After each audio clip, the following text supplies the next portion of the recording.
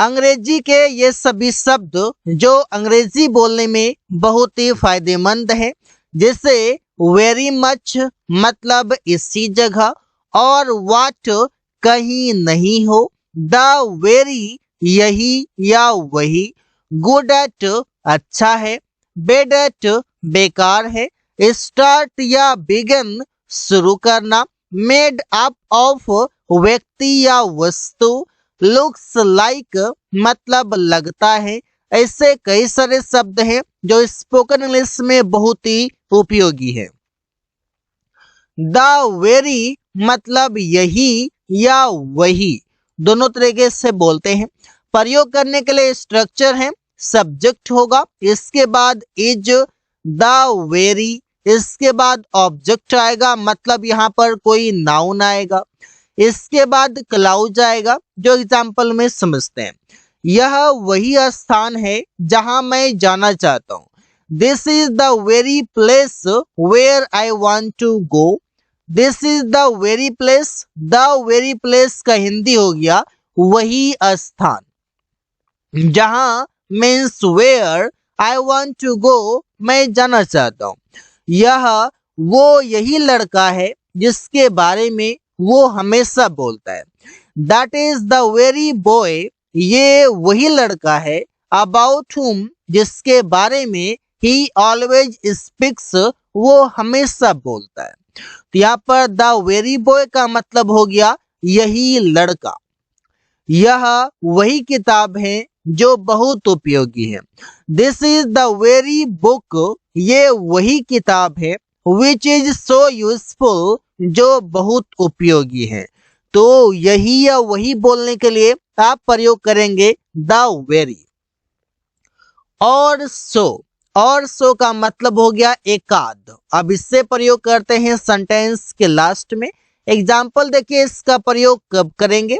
वो 1-2 दिन में काम पूरा कर देगा। अब 1-2 दिन में मतलब एकाध दिन में, वो एकाध दिन में काम पूरा कर देगा, ऐसे भी बोलते हैं।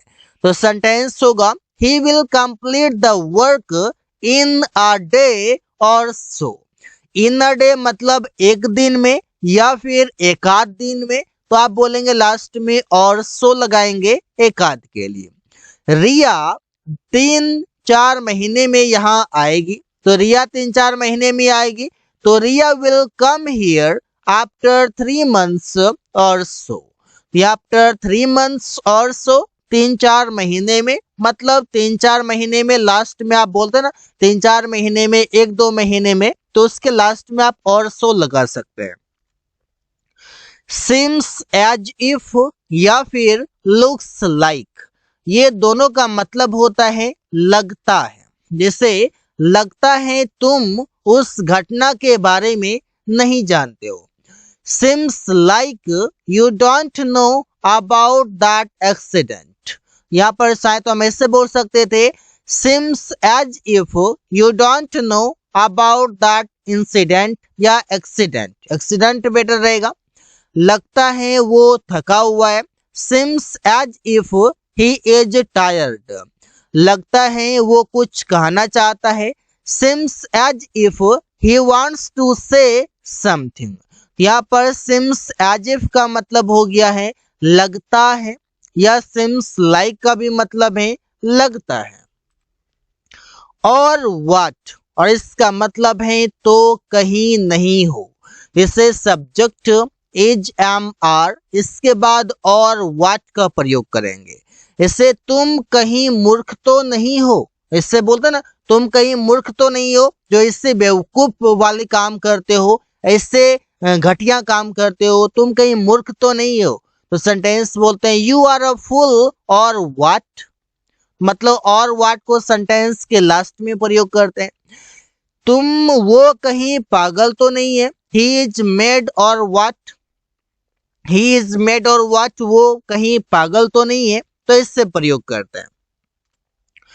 वेरी मच, इसका मतलब है यहीं या इसी जगह, दोनों के लिए आप प्रयोग कर सकते हैं। जैसे subject is M R plus very much, इसके बाद आएगा अदर वर्ड। अमन यही घर में है, तो Aman is very much at house. Ravi यही स्कूल में है, यही मतलब इसी जगह में, इसी स्कूल में। तो Ravi is very much in the school. तो इससे आप प्रयोग करेंगे। आई होप कि आप समझ पा रहे हैं सेंटेंस में कैसे प्रयोग करना है। गुड एट, गुड एट का मतलब है अच्छा है, कोई काम करने में अच्छा है या किसी चीज में अच्छा है। इससे वो संगीत में अच्छा है। He is good eight music. तो यहाँ पर गुड एट के बाद कोई ऑब्जेक्ट भी आ सकता है या फिर वी फोर भी आ सकता है। अगर वर्ब आएगा तो वी फोर आएगा, अन्यथा कोई ऑब्जेक्ट आएगा मतलब नाउन आएगा। रवि मैच खेलने में अच्छा है। तो Ravi is good at playing the match. तो गुड एट के बाद प्लेइंग यहाँ पर वी फोर है। तुम खाना पकाने में अच्छे हो। You are good at cooking food. वे लोग व्यापार में अच्छे हैं। They are good at business. यहाँ पर बिजनेस सीधा ऑब्जेक्ट आ गया गुड एट के बाद। तो ऐसे आप समझ सकते हैं। अब इसका नेगेटिव है बैड एट, जो बताता है कि कोई काम में खराब है, कोई काम में बेकार है, कोई काम करने में बेकार है, इससे बोलते हैं। तो बैड एट के बाद यहाँ पर आ जाएगा वी फोर या फिर कोई ऑब्जेक्ट। वो गेम खेलने में खराब है। He is bad at playing the match. यहाँ पर मैच है तो यहाँ पर गेम लिखा हुआ है, प्लेइंग द गेम यहाँ पर हम कर सकते हैं, नो इशू। मेरा भाई मैच खेलने में खराब है, मतलब अच्छा नहीं है, अच्छा नहीं खेल पाता है। My brother is bad at playing the match.